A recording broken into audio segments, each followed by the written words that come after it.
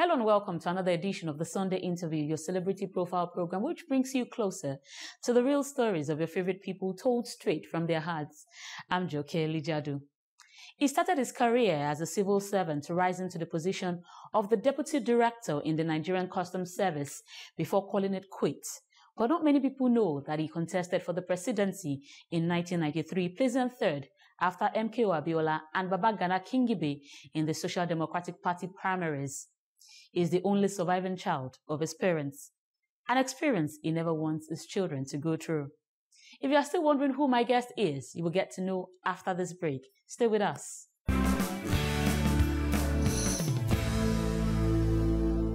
Welcome back. Our guest today has, despite all odds, made a name for himself. Though an only child, he has, in more ways than one, predisposed himself and, of course, his legacies.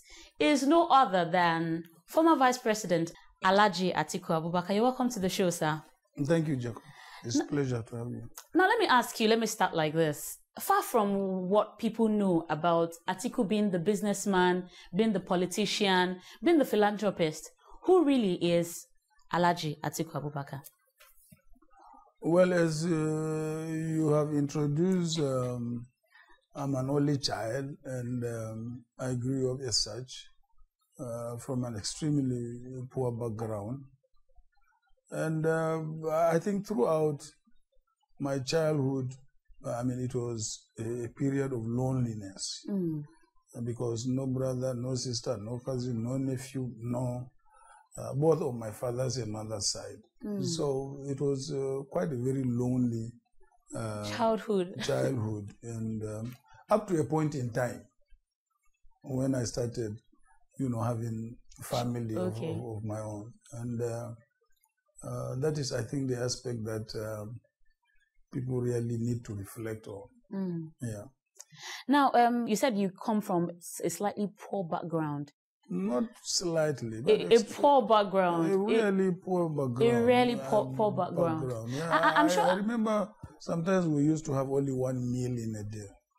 That's that much poor. I'm sure a lot of people will be inspired by your story, how you came out of nothing and became what you are today, which is, of course, significant. Can you tell us a bit about that story? How did you break all the barriers that obviously must have held you down at that point?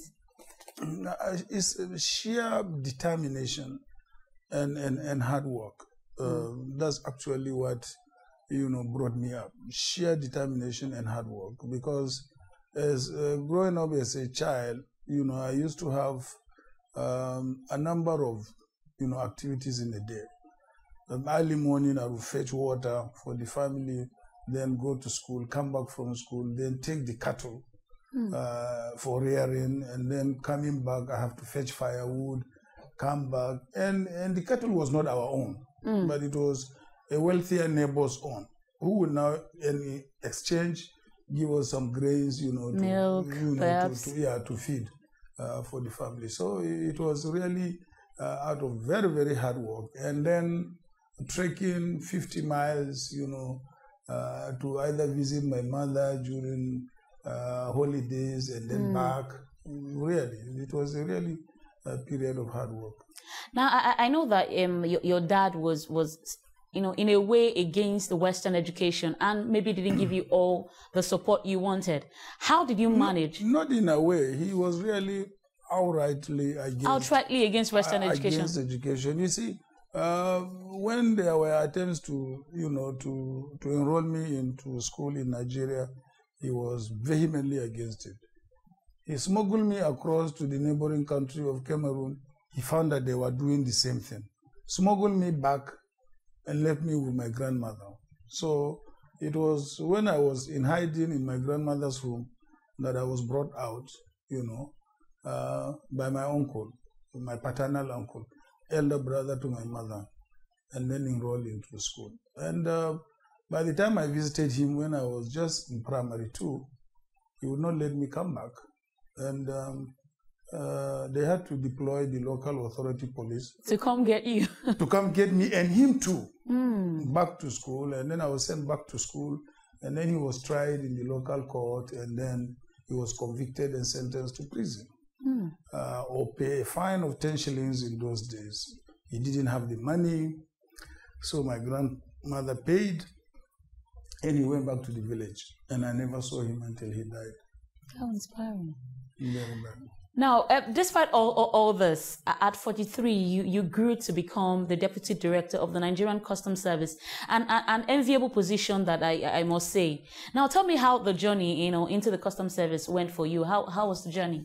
Again, it was hard work, dedication to my duty, and what is also interesting was that at that point in time there was no northerner who was heading the Customs Service. But then I got promoted every other year to the extent that I ran faster than my colleagues. And by the time I decided to retire, I left my colleagues far behind me back in the service.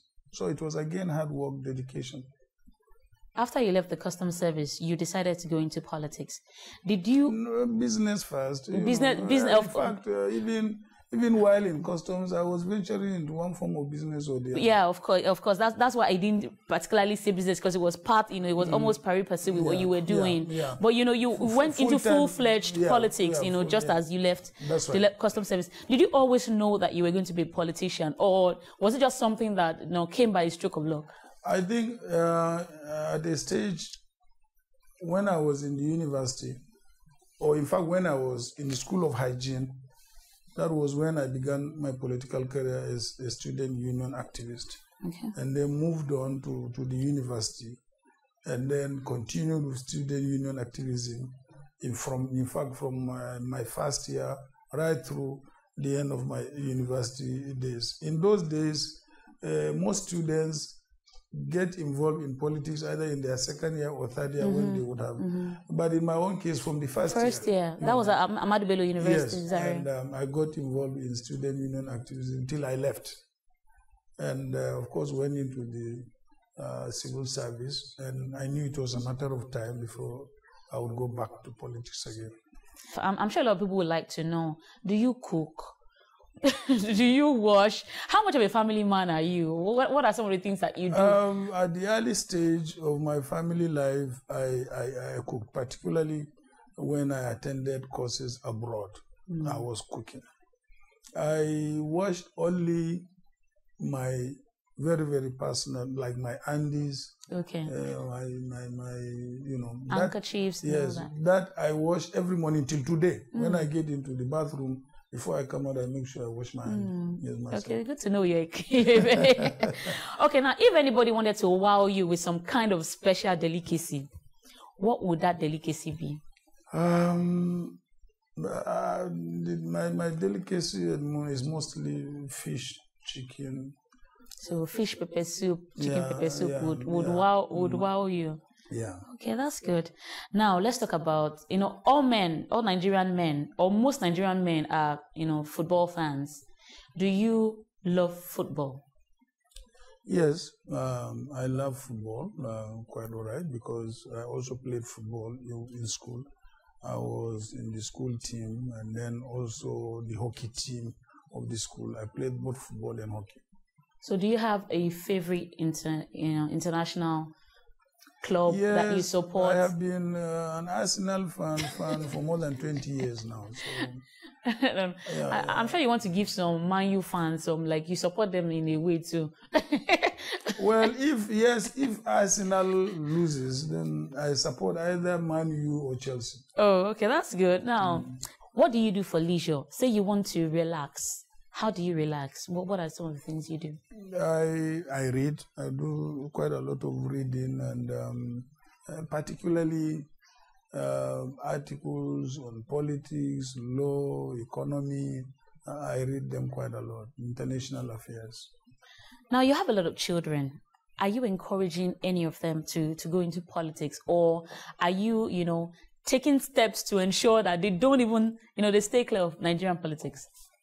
Honestly, in a family meeting, I told them, no politics for you. Before you get involved in the politics, then I must retire. There is no way both of us can be in politics. So they are completely out of politics.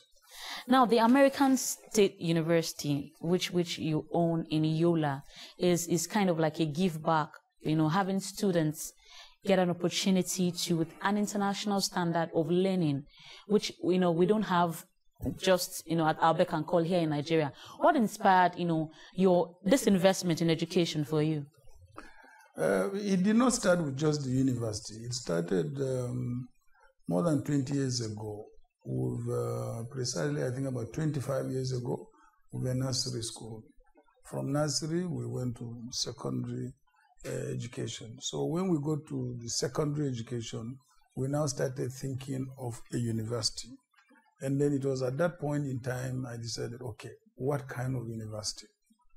Is it the British model, which is the one we have in Nigeria, or another system? There were two considerations that I took into mind. One, I was virtually a student of the American Peace Corps when I was in the secondary school from 1961 up to 1965.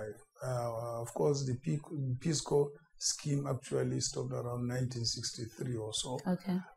But from 61 up to 63, I was a student of the Peace Corps. And then, secondly, I thought the American system of education must be the best. Why?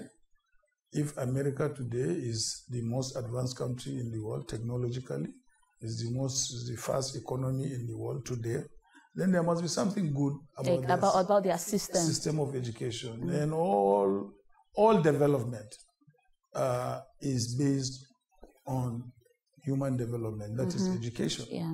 So I now decided to opt for the American model of university.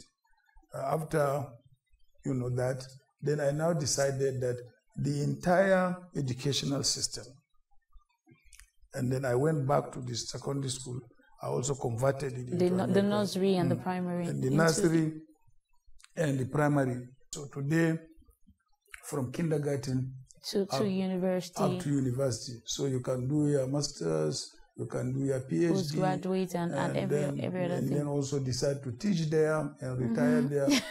What the Americans call from cradle to grave. Oh, cradle to grave. Interesting. Yes. Now, I would ask you why you decided to do that in Yola.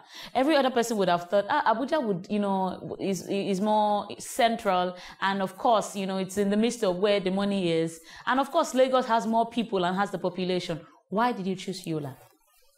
Because Yola is my home state. Yola gave me all the education, except my university education.